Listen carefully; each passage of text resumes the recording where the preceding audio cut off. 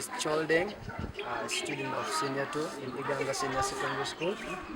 Today we would like to talk about both the new curriculum and the old curriculum. Before we start, I would like my fellows to introduce themselves. Hey, my name is Chobusto Gloria. I'm in Senior 6 Arts and I belong to an old curriculum. My name is Bukeme Dokas, Senior 6 Arts. I also belong to the old country.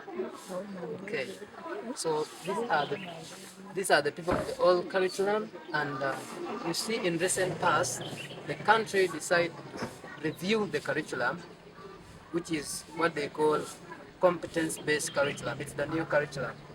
So this curriculum intends to produce students and citizens who have competence and skills.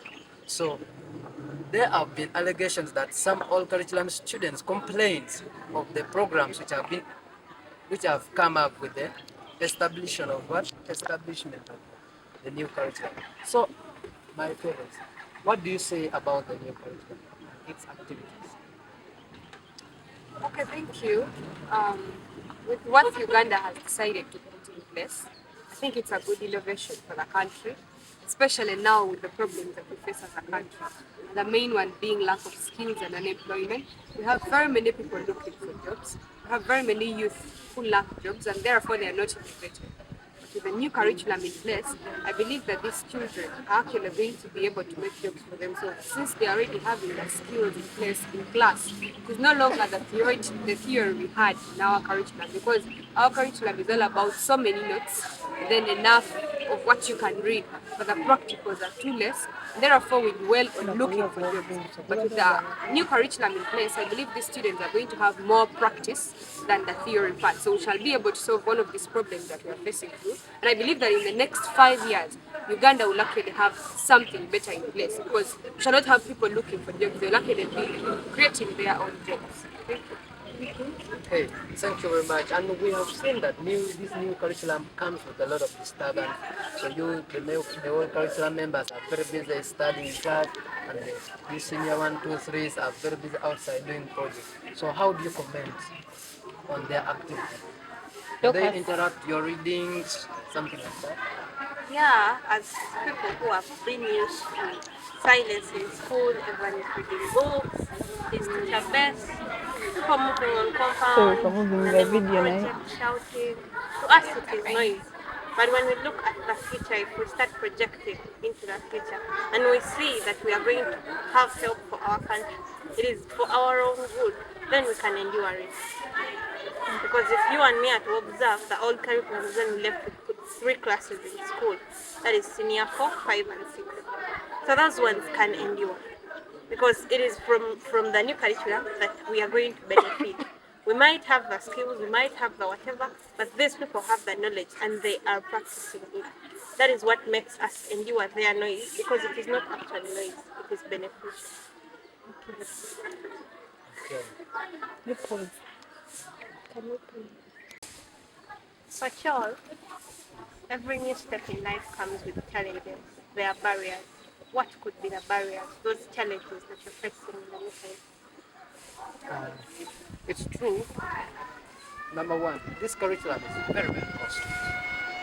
You have to see there's projects, there's exhibition, those things are very, very costly. And this curriculum also comes with a lot of technology in it, for which most people can't afford that. And if you can't afford it, it becomes a challenge. For example, looking for notes in schools which do not afford that. It's very hard. You look for notes in books, for which sometimes they are insufficient. So that's a very, very big challenge to us. But if you get a school which can provide you maybe with internet access, it can be very, very easy for you. But a school like this, where things are scarce, it's very hard.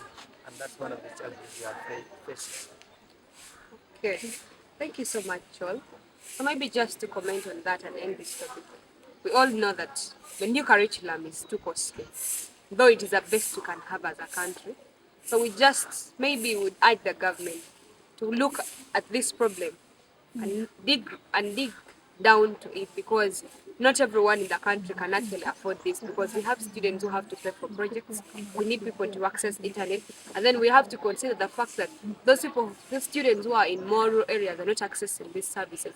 Therefore, they are going to have a disadvantage into this kind of education. It means they will benefit so less in it, and therefore those are the challenges we shall face in the near future. As others are okay, we shall have those who are badly off because they will not have what the others have. So maybe the government needs to look into its budget, the government needs to look into its technological advancement, and look to it that we have a kind of development that is advanced for the general public, for the all areas in Uganda, so that we can be able to solve this problem. We need to provide enough study materials for the students, because it being expensive, not everyone in Uganda can afford it. So it means there are those who are poor, there are those who are unemployed, and therefore they cannot actually provide this for their students. And then we also have the fact that they need gadgets in school, but how many parents are going to provide this for their students? So we want to end this topic by saying the new curriculum is actually better for Uganda, but the government still needs to look deep into it and provide enough resources for it. Thank you.